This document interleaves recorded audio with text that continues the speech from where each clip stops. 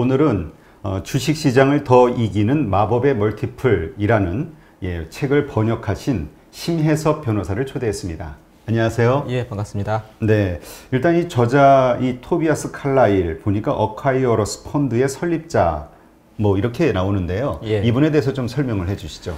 토비아스 칼라일은 뉴질랜드 출신의 변호사입니다. 우리나라에 몇 권의 책이 번역되어 있습니다. 집중 투자라든지 뭐 퀀트로 가치 투자하라라는 책들이 번역이 되어 있고, 이 책은 저자의 다른 책인 딥 밸류 라는 책을 썼는데 그 책을 좀 요약하고 더 쉽게 쓴 그런 종류의 책입니다. 특히 칼라일 같은 경우는 변호사 출신이다 보니까 아무래도 기업을 직접적으로 인수하는 일들에 참여를 했고, 인수자 입장에서 기업의 가치라든지 이런 것들을 평가해 본 경험이 있습니다. 네, 일단 뭐 저자도 변호사라 그런가 변호사께서 번역을 하셔가지고 예, 맞습니다. 예. 네. 네, 그러면 일단 이 책에서 이야기하는 그 마법의 멀티플이라는 거는 뭘 얘기하는 겁니까? 많은 사람들이 공식을 찾습니다만 어떤 공식은 아닙니다. 하지만 이제 좀 더 공식 중에서 또는 멀티플, 회사를 같이 하는 평가하는 멀티플 중에서 좀 논리적으로 맞는 방법이 사실은 있는 거고, 없는 건 아니에요. 그래서 이제 그레이엄 같은 경우는 이제 기업을 사듯이 주식을 투자하라 이렇게 얘기를 하고, 기업을 소유자처럼 생각하라 이렇게 이야기를 했는데, 기업을 소유하려는 입장에서는 이제 무엇을 볼까? 기업의 자산이라든지 기업에서 나오는 이익이라든지 이런 것들은 다 봅니다, 결국에는. 그리고 기업을 사서 내가 어느 정도면은 투자금을 회수할 수 있을지에 대해서 검토를 하겠죠. 그런 관점에서 기업을 본다면은 EV, 기업 가치, 그리고 EBIT 같은 것들을 볼 수 있겠는데, 그런 관점에서 보는 멀티플입니다. 네, 그렇군요.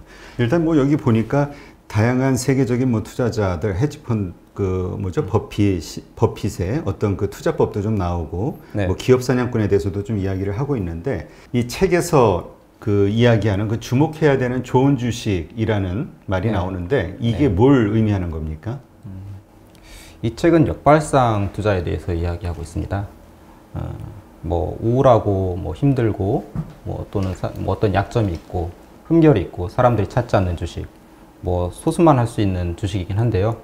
그레이엄이 얘기했던 담배꽁초 같은 주식, 자산이 많은 기업, 또 부채가 적은 기업, 관심이 없는 기업, 현금이 많은 기업, 성장하지 않은 기업, 예를 들면 철강이나 조선이나 기계나 제지나 4차 산업혁명이 아니라 산업혁명 혹은 농업혁명 시대에도 있었을 것 같은 그런 산업들, 사실 망하지 않을 것 같은 기업, 내가 해도 잘할 수 있을 것 같은 기업, 기업의 기본적인 외형이나 본질을 볼 때 싼 기업, 이런 것들을 이야기합니다.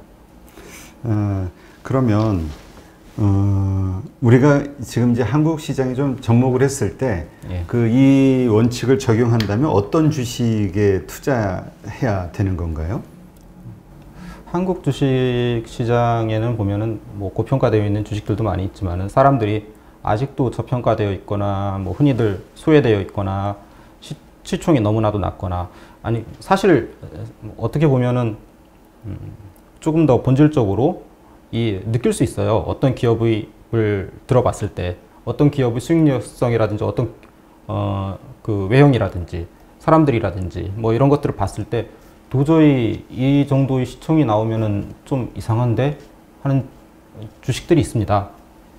그런 주식들이 아무래도 한국 시장에서는 투자할 만한 주식이라고 할 수 있겠죠. 네, 그러면 그 책에서 설명하는 그 마법의 멀티플, 이게 네. 이제 한국 시장에 잘 통한다, 네. 이런 이야기를 하는데 왜 그렇게 얘기할 수 있는 거죠? 사실 마법의 멀티플이라는 멀티플 자체가 한국 시장에서만 잘 통하는 게 아니라 세계 시장에서 보편적으로 이제 잘 통하는 방법입니다. 왜냐하면 이제 그 기본적인 원리 자체가 평균 회귀에 따른 것이거든요. 사실 굉장히 잘 통했기 때문에 이제 버핏은 50년대라든지 60년대라든지 이 당시에 이 방법으로 진짜 담배꽁초 같은 싼 주식을 사서 엄청난 돈을 벌었습니다. 근데 이제 한국 시장에 더 잘 통할 수도 있어요. 왜냐하면 한국 기업들은 외환위기랑 리만 사태를 거치면서 부채를 굉장히 줄여왔고 자산을 쌓아왔습니다. 상속세를 줄이기 위해 억지로라도 이제 주주 환원을 줄이고 기업에 많은 자산을 쌓아둔 경우가 많이 있어요. 그러다 보니까 아무래도 EVA 및 마법의 멀티플로 평가를 했을 때 인수가 가능한 기업들이 많이 있습니다. 또 많이 있다는 게 중요한데, 이게 많이 극단적으로 또 마법 멀티플이 낮거나 오히려 심지어 마이너스가 되는 기업들이 많다 보니까 이게 분산 투자가 충분히 가능하다는 게 우리나라의 장점이라고 할 수 있겠습니다. 그러면 그 소외된, 책에서도 소외된 저평가 주식에 투자해서 초과 수익을 내라 이렇게 얘기하는데, 사실 지금 시장은 엄청나게 급상승하고 있잖아요. 예. 어떻습니까? 아무래도 투자를 하다 보면은 브랜드가 눈에 익다든지 아니면 지금 막 사람들의 인기가 막 몰리고 있는, 그래서 가격이 막 상승하고 있는 이런 쪽에 사람들이 보통 관심을 갖잖아요. 그렇죠. 이게 책에서 얘기하는 거와는 실제 현상하고 이게 반대인 것 같은데요. 예, 정반대의 투자라고 할 수 있죠. 사실 원래 인간의 본성이라는 게 그렇지 않습니까? 그 본성에 이제 거스르는, 반하는, 좀 더 우울하고 이제 하기 힘든, 심리적으로 답답하고 안 오를 것 같고, 그런 투자를 해야 된다는 게 이 책의 답이죠. 그러면 지금 현재 벌어지고 있는 우리 주식시장에서 일어나고 있는 현상, 이거와는 정반대로 현재 소외되어 있는 가치가 저평가된 이러한 주식을 우리는 지금 찾아야 된다, 이렇게 말씀하시는 건가요? 그렇죠. 실제로 많이 있습니다. 그냥 쉽게 찾을 수가 있고, 비교적 우리나라 주식들이 어마어마하게 종목들이 많은 것도 아니잖아요. 그리고 또 부채 많은 기업, 또 PBR이 높은 기업, 혹은 적자가 나는 기업, 이런 기업들을 좀 이렇게 스크리닝 하다 보면은 남는 기업들이 있고, 충분히 많이 있고, 그 기업들 중에는 굉장히 저평가되어 있는 기업들이 많이 있다, 이렇게 볼 수 있겠습니다. 그러면 책에서도 나오는 이야기를 보니까 억만장자들은 역발상 투자를 한다, 이렇게 얘기하는데, 그 역발상 투자란 어떤 거를 이야기하는 거죠? 기본적으로 이제 사람들이 이제 좋아하는 종목을 사고, 또 거래가 많은 종목, 또 뭔가 미래가 있을 것, 성장이 있을 것 같은 종목을 사는 이유를 돌이켜서 또 생각을 해보면은, 돈을 빨리 벌고 싶어하는 욕망 같은 게 있어요, 사실은. 돈을 빨리 벌어서 아파트도 사고, 주위 사람들로부터 인정도 받고, 직장 생활로 또 더 벗어나서 좀 경제적 자유를 누리고 싶고, 이런 욕망들이 있습니다. 근데 이제 그러다 보니까 기업의 저평가 여부에만 집중을 하지 못하고, 남들이 좋다고 하는 주식, 남들이 사줄 것 같은 주식, 이런 데 관심을 기울입니다. 그러다 보니까 아무래도 개인 투자자들, 또 충분한 그런 자금적인 여유나 경제적인 자유가 없는 분들, 조금 사실은 오히려 더 버티고 더 노력을 해야 되는데, 아무래도 또 이게 시장에서 그런 노력을 기울이기가 참 어려운 건 현실이죠. 특히 우리나라는 부동산 가격도 굉장히 높고 주거 안정도 이루기 어렵고 하다 보니까 더욱 그런 것 같습니다. 그러면 지금 말씀하신 이유 때문에 우리가 사실 역발상 투자 많은 이야기를 들었죠. 그리고 억만장자들이 그런 방식으로 돈을 벌었다. 그러면 이제 우리도 보통 방법은 아니까 따라하면 같이 벌릴 수 있을 것 같은데 안 되잖아요. 그리고 또 그렇게 하지도 못하고, 그게 결국 우리가 자금의 차이가 크기 때문에, 그러니까 적기 때문에 그런 건가요? 자금의 차이가 적고, 거기서 눈에 띄는 수익을 얻으려고 하고, 또 빠른 시간 내에 수익을 얻으려고 하고, 이런 것들이 이유가 될 수 있겠습니다. 예, 그렇군요. 그러면 일단 책에 나오는 내용을 보니까 버핏이 이제 훌륭한 기업을 적정한 가격에 매수한다, 이런 얘기가 나오는데, 사실 우리가 괜찮은 기업을 사려고 하다 보면 비싼 값에 사게 되잖아요. 이미 내가 아는 순간 이미 다른 사람들도 알고 있기 때문에 경쟁이 붙고 상승을 하니까. 그러면 가격이 높을 때는 또 어떤 분은 그런 얘기 하시더라고요. 그게 더 이상 좋은 기업은 아니다. 맞습니다. 좋은 기업일 수는 있는데 가격이 우리 투자자로서 입장에서는 좋은 기업은 투자자 아니죠. 입장에서 좋은 투자처는 아니다.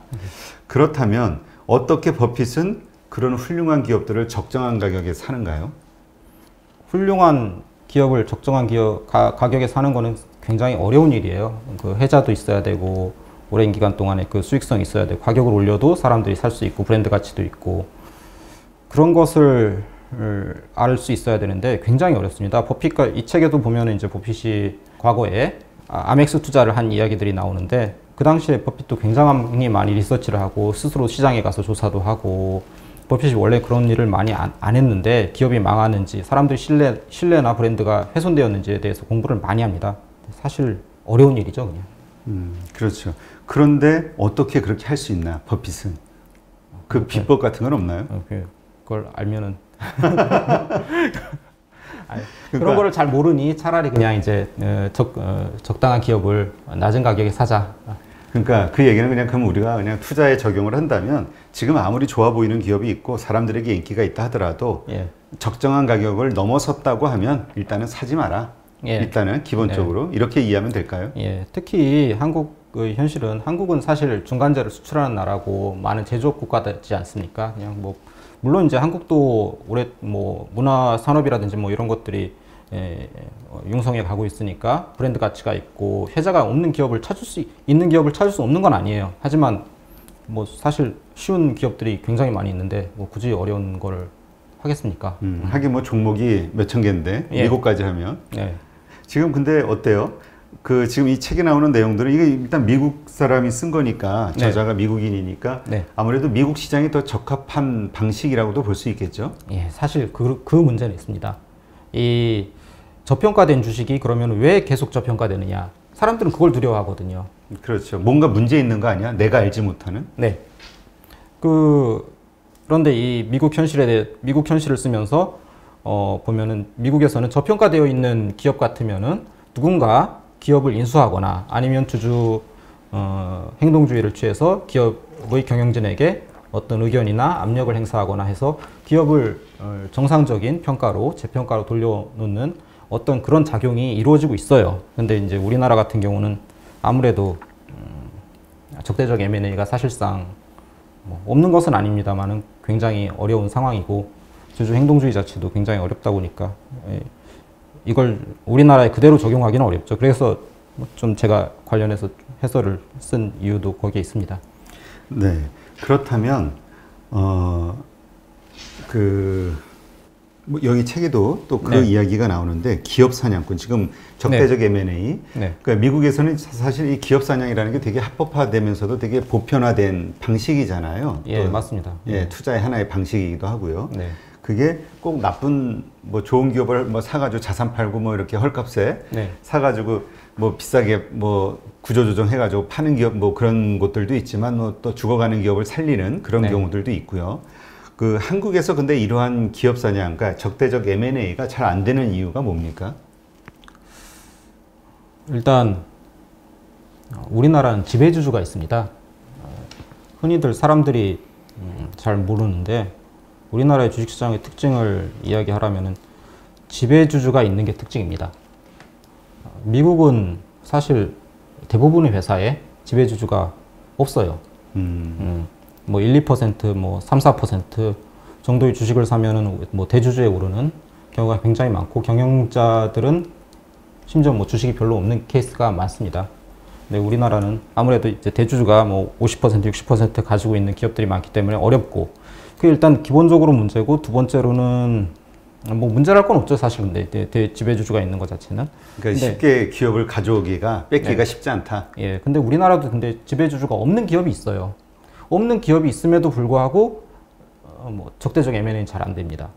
그 적대적 M&A가 잘 안 되는 이유는 뭐 당연히 뭐 법과 제도가 미비하고 언론이라든지 뭐 사회적 인식이 뭐 그에 미치지 못하고 사람들이 부정적으로 평가하고 뭐 기업 사냥꾼이라든지 뭐 흔히 뭐 먹튀라든지 뭐 이렇게 이야기를 하기 때문에 뭐 이게 단순히 법과 제도뿐만 아니라 뭐 전반적인 환경 자체가 개선이 되어야 될 문제긴 해요. 그러면 지금 여기에서 그 새로운 영웅들이 대박 행진을 내고 있다라는 내용이 책에 나오던데 이거는 어떤 걸 얘기하는 겁니까? 사실 뭐 적대적 M&A가 미국에서 뭐 쉬운 거는 맞는데 미국도 현실적으로 1980년대 뭐 월스트리트라든지 영화 아니면 뭐 프리티 우먼이라든지 이런 영화들이 나오던 1980년대에는 실제로 기업 사냥꾼들이 있었고 기업 사냥꾼들이 그 영화의 주인공이기도 했고 그래요.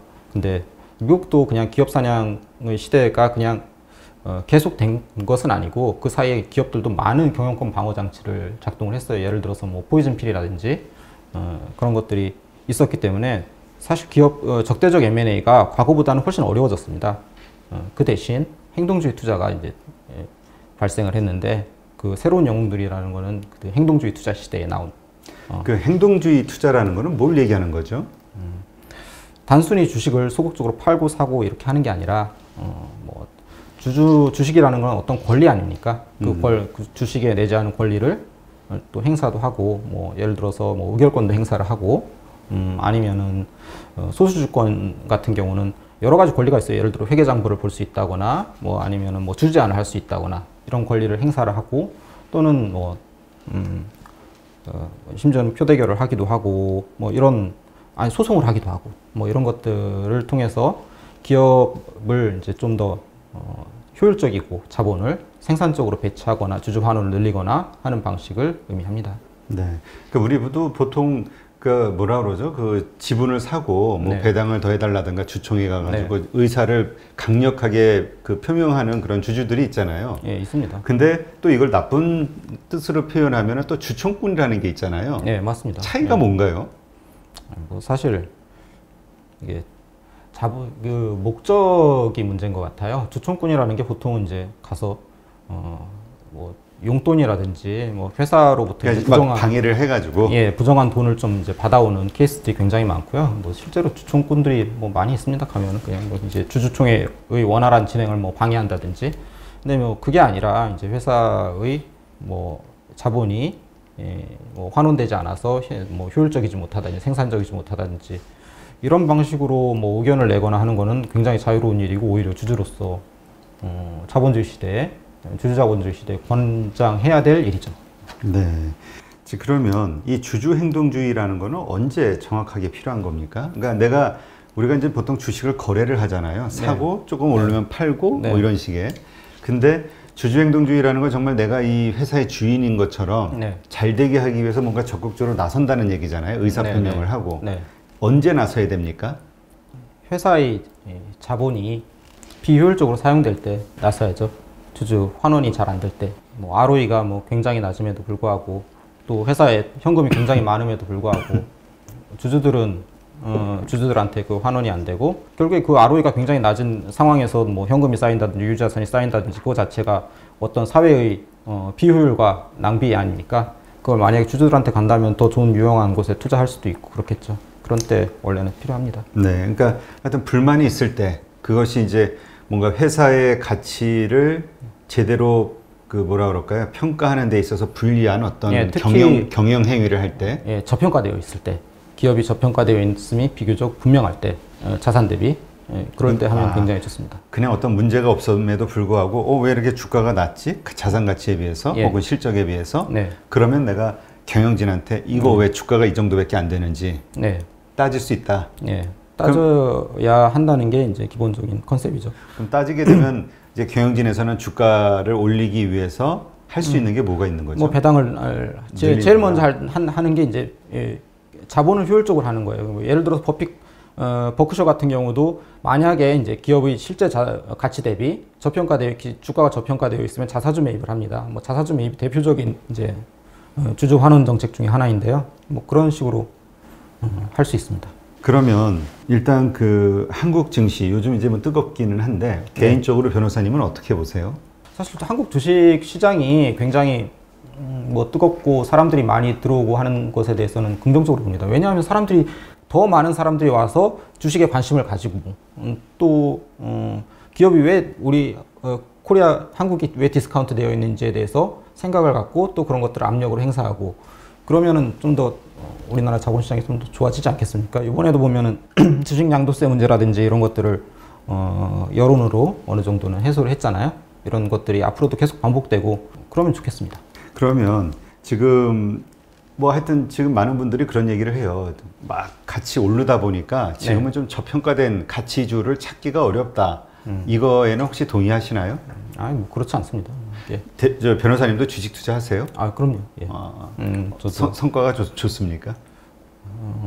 늘 좋은 건 아닌데 뭐 괜찮습니다. 주식 투자라는 게 굉장히 좋은 일이고 저 스스로도 뭐 만족스러운 성과는 늘 내고 있습니다. 그러면 어떤 주가 지금 뭐 그렇지 않다 반론을 하셨는데 그렇지 않은 가치주들, 발견되지 않은 가치주들이 어떤 것들이 있나요? 아니면 어떻게 보시나요? 실제로 뭐 이제 증권사라든지 네이버 주식이라든지 아니면은 뭐 이런 곳에서 가서 부채가 낮은 기업 또는 자산 대비 저평가, 그러니까 시가총액이 낮은 기업들을 좀 살펴보면 좋을 것 같아요. 기업들도 이제 그 떨어지는데, 주가가 떨어지는데 한계가 있어요. 그 요번에 특히 코로나19 때 많이 겪었는데, 떨어지더라도 어느 정도 이상은 또 안 떨어집니다. 그리고 어느 정도 되면 심지어 대주주도 삽니다. 예를 들어 정의선 회장이, 뭐 부회장이 그 현대자동차 주식을 산 것처럼 또 굉장히 많은 증여도 이루어지고, 그 정도의 근처에 와 있는 기업들을 비교적 찾을 수 있어요. 예. 뭐 아무래도 우리나라는 특히 고평가되어 있는 것들은 굉장히 고평가되어 있는 반면에 저평가되어 있는 것들은 뭐 상당히 저평가되어 있고 양극화되어 있다 보니까 뭐 사람들이 관심 없고 뭐 거래도 안 되고, 진짜 아까 말씀드렸다시피 뭐 2차 산업혁명 시대에 있었던 기업들, 뭐 그런 기업들을 찾으면 되죠. 아, 근데 지금 뭐 4차 산업혁명 얘기하면서 과거 뭐 우리 뭐 그 뭐죠? 그 탄소 제로, 이게 또 세계적인 화두가 되면서 네. 뭔가 그 탄소 연료를 베이스로 하는 산업들은, 혹은 미래 비전이 없는 뭐 은행 같은 금융업들은, 네. 뭐 철강 기업들은 네. 앞으로 뭐 비전이 없는 거 아니야? 그래서 사실 지금 되게 PBR이나 PER이 낮잖아요. 근데 이제 PBR이 낮은 것도 정도의 문제인데, 예를 들어 PBR이 0.5다. 여기서 보면 이 책에서도 그렇고 그레이엄도 1달러를 50센트에 사라는 얘기를 했었는데요. 현실적으로 우리나라에 1달러를 50센트에 사는 게 아니라 뭐 20센트, 30센트 혹은 뭐 10센트에 사면은 좀 뭐 장난 같고 바보 같지 않겠습니까? 그거는 사실은 기업에 있는 유유자산이라든지 현금을 환원만 해도 충분히 그 이상의 가치가 있는 거잖아요. 그런 기업들이 많이 있으니까요. 그러니까 하여튼 그런 기업들 가운데서 찾으면 된다라고 네. 이제 생각하시는 거고요. 네. 지금 한국 증시가 이제 3,100, 네. 200선 뭐 안착하고 계속 뭐 조정을 뭐 올라갔다 내려갔다 뭐 이러고 있는데, 네. 이게 지속적으로 어떤 분들이 기대하는 것처럼 뭐 3,500, 4,000 이렇게 쭉 가기 위해서는 어떤 네. 것들이 필요하다고 보시나요? 다른 것들은 뭐 정책적인 거라든지 뭐 돈이 뭐 머니무브라고 하잖아요. 부동산에 있던 자금이 주식으로 온다든지, 사람들이 또 주식에 대해서 관심을 가진다든지, 이런 것들은 사실 누가 인위적으로 하기가 좀 힘든 부분이에요. 근데 제가 바라는 거는 코리안 디스카운트가 되는 요소가 있거든요. 사실 주주가 주주로서의 권리를 인정받지 못하고, 또 지배주주가 가진 지분에 비해서 너무 많은 권리를 행사하고 또는 사익을 편취하고, 그런 것들이 있습니다. 이번에 보면은 상법도 개정됐고 했는데 사실 미흡한 부분이 많이 있어요. 좀 더 이제 민주적이고 좀 더 이제 주주 평등에 가까운 상법, 그리고 또 권리를 행사할 때 좀 더 너그럽게 받아들여지고 긍정적으로 받아들여지는 그런 환경, 뭐 단순히 그냥 법과 제도뿐만 아니라 뭐 전반적으로 사람들이 뭐 언론이라든지 사람들 인식이라든지 그런 것들이 개선되면 뭐 당연히 뭐 4천도 가고 5천도 가고, 뭐 물론 그거 안 돼도 뭐 4천도 가고 5천도 가고 할 수 있겠습니다만은 뭐 충분히 그런 여력이 있다 생각합니다. 그러면 주식 투자를 바라보는 이제 시각이, 예전 뭐 사람들은 뭐 도박 아니냐 이런 식으로 생각하다가 요즘은 이제 젊은 분들 중심으로 해서 또 많은 어떤 그 계몽에 의해서 네. 아주 그 뭐라 그럴까요? 괜찮은 그 투자의 한 행위로 네. 이제 인정받는 네. 예, 그런 분위기인데, 그렇죠. 그러면서 네. 이제 주식 증여를 장기적으로 보면서 주식을 자녀한테 증여하는 경우도 있는 것 같아요. 예, 예. 어떻습니까? 이 부분은? 뭐 좋은 일이죠. 뭐 이게 특히 뭐 저도 변호사로서 좋은 대학을 나오고 사법시험 합격하고 또 연수원에 가서 또 일도 하고 또 로펌에 가서 일도 하고, 뭐 그런데 이제 그 과정에서 배운 거는 어떤 노동자로서의 지식이고 뭐 노동자로서의 뭐 삶의 태도고 보는 시각이고 뭐 그런 철학이고 그렇습니다. 근데 이제 주식이 젊은 뭐 혹은 어린 이제 친구들부터 주식 공부를 하고 주식에 대해서 좀 열린 시각을 가지고 있다 하면은 그것만큼 좋은 게 어디 있겠습니까? 네. 그러니까 지금 뭐 자녀가 어렸을 때 괜찮은 네. 뭐 장기적으로 네. 그 자녀에게 보유할 수 있는 금융 교육이 안 이루어지고 있잖아요. 네. 뭐 이게 자본가로서의 교육이 안 이루어지고 있습니다. 뭐 실제로 커리큘럼도 없고 어떤 뭐 누가 실제로, 그리고 어른들도 잘 모르잖아요. 근데 그런 것들을 좀 잘 알고 어렸을 때부터 그렇게 쌓아 나가면 좋겠어요. 그냥 투자라는 게 그냥 순식간에 배울 수 있는 게 아니지 않습니까? 그냥 경험도 쌓고 어떤 뭐 시각도 가지고 또 기업이 어떻게 움직이는지도 알아보고 하면 좋을 것 같아요. 네, 그렇군요. 그러면 일단 이 책에 나오는 그 청년 버핏의 헤지펀드, 네. 뭐 버크셔 해서웨이 대공격 이런 내용이 있던데 이건 어떤 걸 얘기하는 겁니까? 사실 뭐 이 책의 가장 핵심이라고 할 수 있는데요. 우리나라에 이제 버핏을 연구하는 뭐 책들이 굉장히 많이 나와 있는데 또 버핏을 존경하는 가치 투자자들도 굉장히 많고요. 저 스스로도 그 중에 한 명이고요. 근데 버핏의 이제 최근 버핏, 뭐 최근에 뭐 버핏 주주총회, 최근의 서한, 최근의 투자 행위 이것에 대해서는 뭐 언론에서도 많이 이슈가 되고 뭐 사람들이 뭐 블로그나 뭐 여러 SNS를 통해서 다뤄지지만은 50년대, 60년대 버핏의 초기 시절에 대해서 뭐 좀 쉽고 뭐 좀 정리정돈이 잘 된 느낌으로 소개하는 책들이 그렇게 많지는 않습니다. 근데 이거는 버핏이 그야말로 담배꽁초 투자를 했던 시절. 담배꽁초 투자가 뭐죠? 담배꽁초와 같은 주식을 이제 샀던 뭐 그런 시절. 그리고 또 버핏이 적대적 뭐 인수를 했던 시절, 뭐 기업 사냥꾼이었던 시절, 뭐 행동주의 투자를 했던 시절을 뭐 잘 담고 있어요. 그래서 굉장히 많은 수익을 얻었는데요. 그게 우리나라 현재 주식시장이랑도 좀 비슷한 측면이 있어요. 당시에는 뭐 제도도 잘 안 돼 있었고 이런 것에 대해서도 아까 기업 사냥꾼 어떤 기업 사냥꾼 부정적인 측면에 대해서 말씀하셨는데 여기서 보면은 뭐 댐스터밀이라든지 이런 회사 같으면은 버핏이 인수해서 그 기업도 청산하고 지역 사회에 좀 이제 부정적인 영향을 끼치기도 하거든요. 보면 이런 내용도 좀 나오고 그렇습니다. 네. 굉장히 재밌어요. 사실 이 부분을 공부하시면은 버핏의 핵심에 대해서 오히려 잘 알 수 있지 않을까 그렇게 생각합니다. 그러니까 지금 성장하고 성공해 있는 현재 상태의 버핏보다는 네. 초기 당시 버핏이 어떤 식으로 생각하고 투자를 했었는가, 네. 그게 이제 나온다는 거군요. 예. 그리고 지금 버핏은 사실 사이즈도 굉장히 크고 하기 때문에 오히려 그런 투자를 잘 못하는 제약이 있어요.